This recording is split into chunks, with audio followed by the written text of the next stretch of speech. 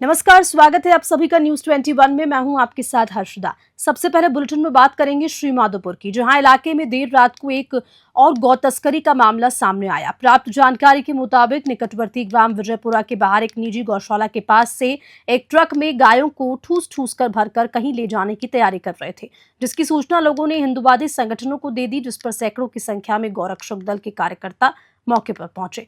गौ तस्कर उनको देखकर गायों से भरे ट्रक को छोड़कर फरार हो गए। गौरक्षकों ने बताया कि आधा दर्जन लोग गायों को ठूस कर भर रहे थे, जहां पर लोगों का जमावड़ा लग गया और गौरक्षकों की सूचना पर जाजोद थाना पुलिस मौके पर पहुंची और गायों सहित ट्रक को कब्जे में लेकर हिंदूवादी संगठनों और गौरक्षक दल के कार्यकर्ताओं की मांग पर गायों को श्रीमाधोपुर की कृष्ण गौशाला में लाकर सुरक्षित छोड़ा गया। श्रीमाधोपुर से रविकांत अग्रवाल की रिपोर्ट। ये एक छोटी सी गौशाला है, कोई फौजी है, वो कह रहा है मैं फौजी हूँ, चलाता है।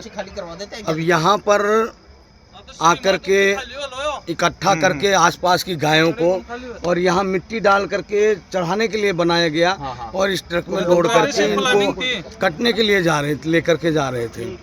अब यहाँ मोहल्ले में भी अगल बगल जैसे ये बगल वाले घर में गौरक्षक दल पहले आ गया, आकर के वो पकड़े। ये बगल वाले घर में एक छोरा घुस गया, उसकी माँ उसका औरत बोली हमारा बेटा है। तो इसका मतलब है कि ये पूरे मोहल्ले की सह है। अब फौजी भी है, फौजी कह रहा है मेरा इसमें कोई वो नहीं है, रोल नहीं है। अब उसको पूछा मिट्टी कहाँ से, तो अब वो उधर से आया है, उसको क्या मालूम वहाँ से मिट्टी उठाया है। वो वहाँ से बता रहा है, वहाँ दिखाने ले गया, कहता है ये देखो यहाँ से मिट्टी उठाए। तो तुमको कैसे पता चल गया? तो ये सब चीन की चाल है और ये एक गोरख धंधा है।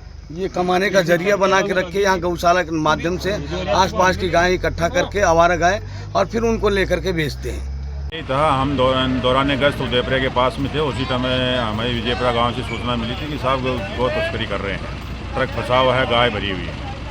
तो यहाँ मौके पे आए, ट्रक खड़ा था, इसमें गायें, ये कुछ गायें अंदर में डाल रखी हैं और यहाँ आसपास ये गौ सुरक्षा कर्मी यहाँ आसपास के श्रीमाधोपुर एरिया के यहाँ इकट्ठे हो रखे हैं, जिन्होंने बताया कि यहाँ इसके पास 2-4 आदमी थे, वो तो भग गए और इसके अंदर गाय हैं, जिनको हमारी गौशाला श्रीमाधोपुर में खाली की जाए, इस ट्रक वालों के खिलाफ कानूनी कार्रवाई की जाए। राजस्थान में कल दिन और रात के तापमान में गिरावट हुई। बाड़मेर फलौदी को छोड़कर सभी शहरों में न्यूनतम तापमान 20 डिग्री सेल्सियस से नीचे दर्ज हुआ। हिल स्टेशन माउंट आबू में भी सर्दी बढ़ गई। यहां न्यूनतम तापमान 11.4 डिग्री सेल्सियस तक आ गया। मौसम विज्ञान केंद्र जयपुर ने राजस्थान में अगले 5 दिन प्रदेश में मौसम शुष्क रहने और तापमान में उतार चढ़ाव होने की संभावना व्यक्त की है।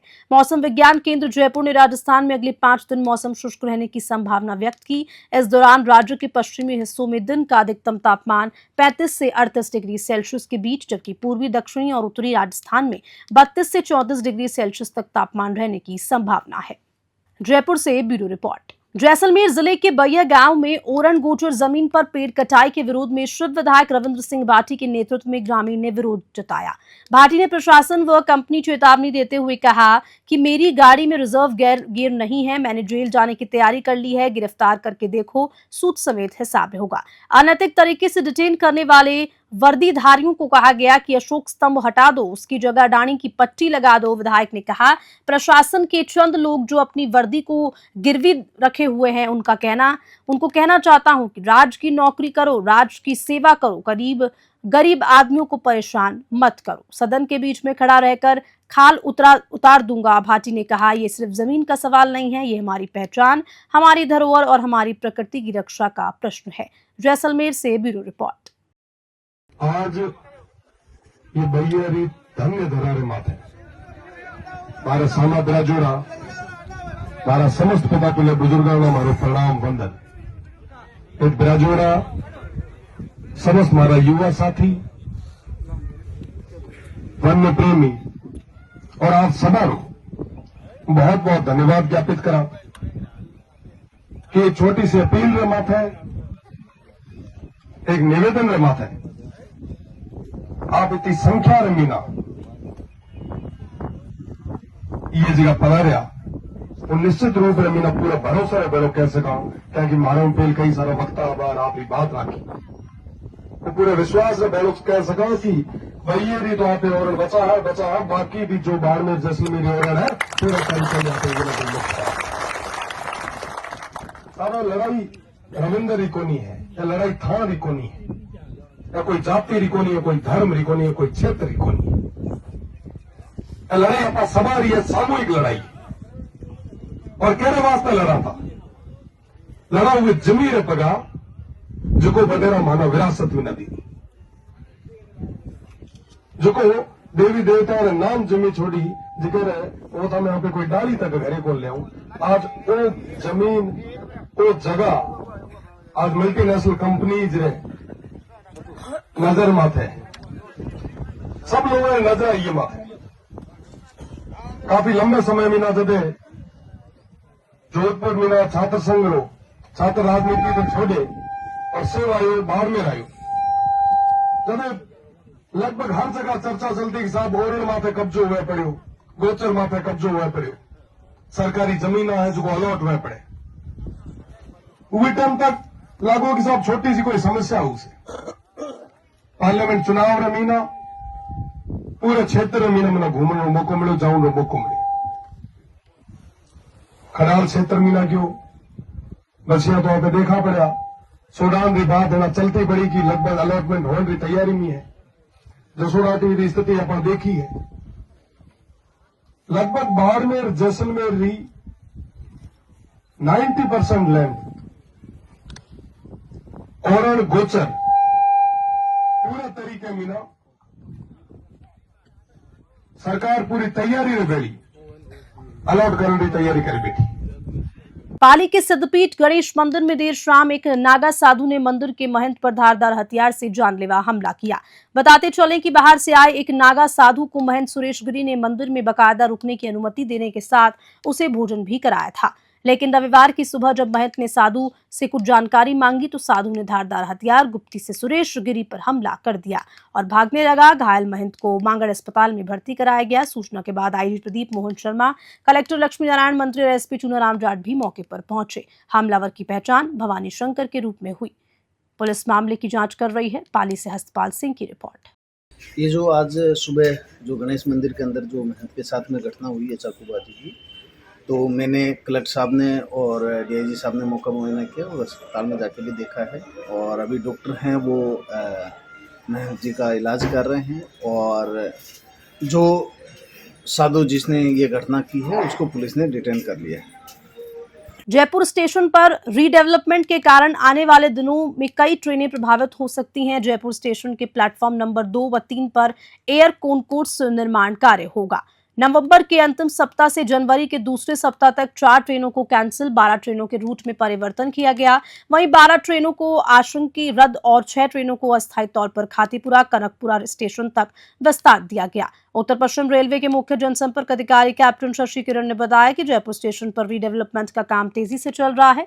अभी हाल ही में हमने प्लेटफॉर्म नंबर 4 और 5 ब्लॉक किया था। अब प्लेटफॉर्म नंबर 2 व 3 पर एयर कॉनकोर्स निर्माण कार्य किया जाएगा। इस दौरान ट्रेनों के संचालन में लगभग 2 महीने तक स्थायी अस्थायी तौर पर कई बदलाव किए जा रहे हैं और इसी क्रम में हम जयपुर स्टेशन पर एक एयर कॉनकोर्स का विकास भी कर रहे हैं। इस एयर कॉनकोर्स पर यात्रियों के साथ सिटी के लोगों को काफी सुविधाएं प्रदान की जाएंगी। जयपुर से ब्यूरो रिपोर्ट। जोधपुर में ब्रिटिशून अनीता चौधरी की हत्या के मामले में पुलिस मुख्य आरोपी गुलामुद्दीन से पूछताछ कर रही है। हालांकि अभी तक पुलिस इस पूरे मामले का खुलासा नहीं कर सकी। इसी बीच पुलिस की ओर से परिजनों द्वारा जांच में सहयोग नहीं करने की बात सामने आ रही है। वहीं परिजनों ने पुलिस पर हत्यारों को फायदा पहुंचाने का आरोप लगाया। परिजनों ने कहा कि जब इन्होंने पोस्टमार्टम के लिए पहले ही दिन हस्ताक्षर कर दिए थे तो फिर पुलिस ने उसी समय पोस्टमार्टम क्यों नहीं करवाया, जबकि परिवादी ने अपना आधार कार्ड देकर हस्ताक्षर किए थे। धरना स्थल पर परिजनों ने प्रेस कॉन्फ्रेंस में कहा कि आज से धरना स्थल बदल जाएगा। जोधपुर से ब्यूरो चीफ मनोहर सिंह की रिपोर्ट। ये लोग रोज छोड़ते पकड़ते मीडिया से मार तो पता चल रहा है, बुला रहे पूछताछ बुला रहे। जब मैंने नाम लिखा है पूरा सब, मेरे को फोन पे मैसेज मिला भाई अनीता दीदी का फोन नहीं लग रहा है, आप जाके दुकान जाके पता करो। उसकी सहेली ने मुझे फोन किया तो मैंने जब उसने कहा तेज अंसारी इसके साथ कुछ भी कर सकता, मैंने कहा अच्छा तेज अंसारी कुछ भी कर सकता है, इसका नाम लिखा है बिल्कुल। मैंने FIR में नाम लिखा है साहब इसका। दूसरी बात पहले गुमशुदगी की मैंने रिपोर्ट दर्ज कराई, उसके बाद में FIR दर्ज कराई, ये आके लेके गए मेरे से, तो उसमें मैंने तीनों का नाम लिखा है। इसको अरेस्ट क्यों नहीं कराई, इसको पकड़ो, ये तो पता था किसने किया क्यों किया। सुमन का भी नाम था, तैयब अंसारी का भी नाम था। सुमन को अरेस्ट कर लिया गया है बट तैयब अंसारी को अभी तक अरेस्ट नहीं किया है। उस रिपोर्ट के आधार पे। तैयब अंसारी को सिर्फ बुला रहे हैं, कर रहे हैं, और आपकी मीडिया सूत्रों से जो फुटेज वगैरह आ रही है उसके घर पे जो अभी गए थे पुलिस वाले, उसमें वो हंसते हुए निकल रहा है। तो हम कैसे मानेगा उसका सही से इंट्रोगेशन हो रहा है, पुलिस वाले की मिली भगत नहीं हो। आपको क्या लगता है कि तैयब अंसारी का क्या रिवेंज था माता जी से? क्या कुछ आपसे पहले बात हुई थी घर में? नहीं, कोई बात नहीं हुई थी। माता जी की तरफ से लेकिन जिक्र था तो बड़े पैसे आने वाले हैं, क्या कुछ था? कुछ नहीं था सर हमारे। वो सब पुलिस वाले करेंगे। जो हमें पता लगा था, माता जी ने कहा था तो बेटा कुछ पैसे आने वाले हैं, तेरे को खर्ची भी दूंगी, सब है।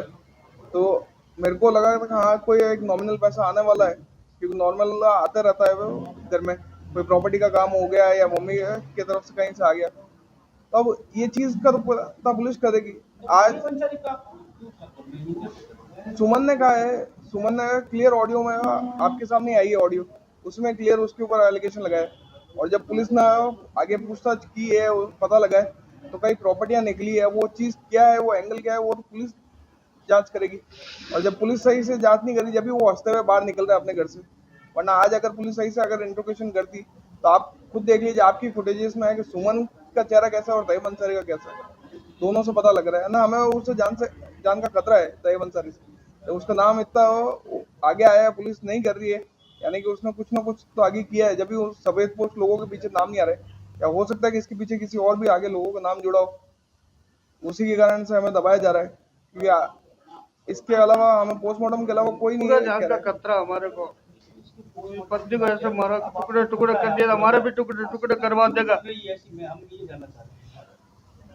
खतरा क्यों नहीं हो सर? हर जगह से हमें दबाव यही डाला जा रहा है, पोस्टमार्टम करा लो, ये कर दो, वो कर दो। कोई हमारे न्याय की बात के लिए तो कोई आगे लड़ना ही नहीं चाह रहा है। जो है कि सिर्फ पोस्टमार्टम करा लो, केस खत्म कर दो। कोई आ रहे हैं कि नहीं है मुआवजा ले लो, बट ये नहीं है कि सीबीआई जांच हो, न्यायिक जांच हो। जो पुलिस प्रशासन कर रही है उसमें पूरा गेम हो सिर्फ एक ही चीज पे घुमाया जा रहा है कि नहीं लूटपाट से किया गया है। पुलिस ने तो उससे भी डिनाई कर दिया कि गड्ढा पहले नहीं खोदा गया था, तो उसके लिए कौन करेगा? 10 फीट गड्ढा है, आप भी नॉर्मली सब जानते हैं कि एक दिन में नहीं टूट सकता, नहीं घुट सकता।